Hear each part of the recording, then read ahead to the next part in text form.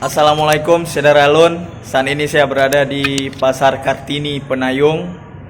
Pasca ditinggal oleh ratusan penghuninya ke Pasar Al-Mahirah Lamdingin, Pasar Kartini Penayung ini tampak sepi.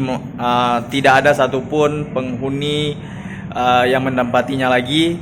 Bahkan sekeliling pasar sudah dipagar dengan seng sehingga tidak ada yang bisa masuk ke dalam pasar ini. Juga tampak beberapa barang milik pedagang masih ditinggalkan dan biarkan di pasar ini seperti meja dan beberapa keranjang-keranjang lainnya.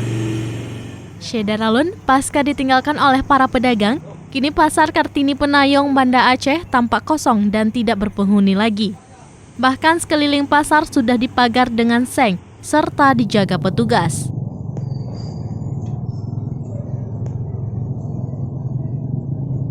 Para pedagang sudah sepekan terakhir pindah ke Pasar Al-Mahirah Lamdingin. Di dalam pasar, lapak-lapak pedagang tampak ditinggalkan begitu saja dan terbengkalai. Bahkan beberapa peralatan lainnya juga belum diambil. Sedangkan di luar pasar, sejumlah toko kelontong dan rempah-rempah masih tetap berjualan. Informasinya, Pemko Banda Aceh akan segera mengubah fungsi Pasar Kartini menjadi kawasan pusat kuliner.